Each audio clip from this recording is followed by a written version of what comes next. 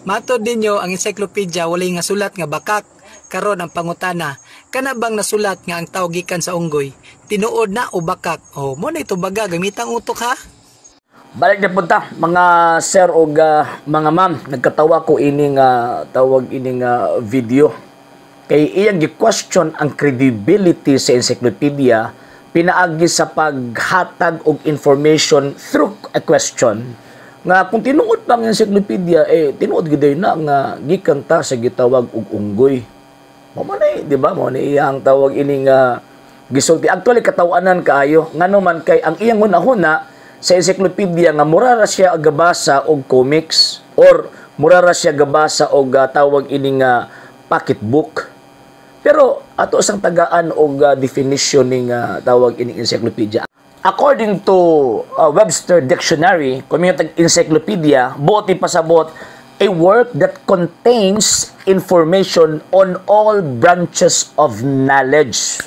So buot pasabot ang kanilang encyclopedia dili lang kay usa ka tawag ining branch or usa lang ka field of knowledges ang mabutang dinha ni anang maong gitawag og libro. Unsa man ang mga field of knowledge, for example, philosophy, religion, unsa pa, mathematics, science, unsa pa, tawag ining geography, tanang branches of knowledge naa dinha nakasulat sa encyclopedia. Onya in every knowledges, in every branch of knowledge, mga sir og mga ma'am, naa na sila gitawag og mga approaches. So, kung mingon ka dito sa siyensya, syempre kung mingon tag siyensya manggod, mga sir og mga ma'am, buti pasabot ang tanang panahon, even gani karon under investigation pa na. Gawas kung makahatag sa conclusive information concerning sa mga facts nga ilahang kining nag-gather and at the same time ilahang na-investigate. So, kining issue nga gilabe sa atong higala nga wa kabaw unsa ning tawag ining encyclopedia kung tinuod ba gyud na daw na ng tawag ining ang tao gikan sa unggoy naa na sa part sa siyensya. Unya pagkahuman kana siya nga statement or knowledge, opinion or theory na ni Charles Darwin. So buot ipasabot until now nagpabili na siya nga theory. Mabit na kung basahon nimo ang tawag ining encyclopedia concerning ang tao gikan sa tawag ining unggoy, opinion na or theory na ni Charles Darwin or the Charles Darwin's theory of evolution kung wala ko tawag ining masayop. So yes, tinuod to nga theory. Pero wala pa'y facts, kumbaga, dili pa established na sila yung mga tawag ini mga nakuha nga kuno nga mga ebidensya, pero dili pa siya conclusive. Until now, naga-investigate pa ang mga scientists. Unlike sa history, especially, kining secular history nga naa po din na bilong ang tawag in religion, conclusive. Conclusive ang information, factual ang information. O nya, dili magkambyo-kambyo, definite. Mauna. O, ingon ana ba? So, dili nimo pwede itandi, tungod kay naa sa encyclopedia, itandi nimo ang usa ka knowledge dito sa laing field of knowledges. No, mali na, mali. Dili ingon ana ang tawag ining pagbasa. Migo, ha?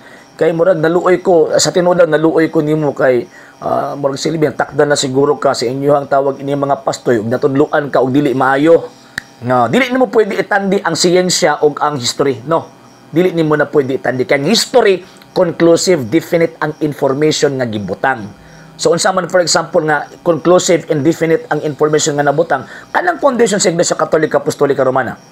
Nga niingon ang mga encyclopedias, kining maong Iglesia Katolika Apostolika Romana si Kristo ang gatukod. Definite, conclusive. Gikan sa pagsugod pagpublish sa mga encyclopedias until now, sukad-sukad wa pagyud na magkambyo nga tawag ining information nga di na tinuod nga Iglesia Katolika gitukod ni Kristo. So ingon ana ha. So managlahi bantayan na to ha.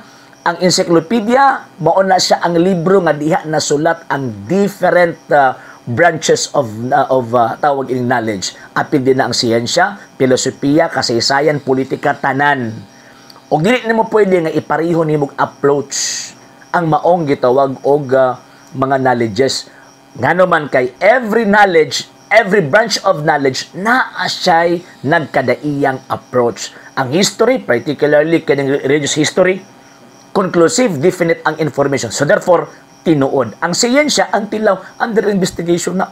Dili na sila muhatag og conclusion unless nga makahatag sila og kanang ligong ebidensya para pagpamatuod nga tama ang ilahang gitawag og theory. Okay? Unta na sabtan. Sa hindi pa po nakapag-follow sa mga pages po natin, i-follow nyo po yung mga pages po natin. RJ Horolanciano II, TV Apolia Punto Argumento page, Kuya Apologies TV page, and RJ's Vlog 2022. And pwede rin po kayo mag-send po dyan ng Facebook stars. And also, sa ating po mga channels, sa hindi po nakapag-subscribe, i-subscribe po ninyo yung mga channels natin, Dalay Catholic, Apologies International Official, RJ Sano II TV, Kuya Apologies TV, and Barrio Kawayan Religious Forum. And pwede rin po kayo mag-send po dyan ng super sticker, super chats, and super thanks. And maraming salamat po sa mga kapatid at mga Katoliko na always pong tumutulong sa programa po natin.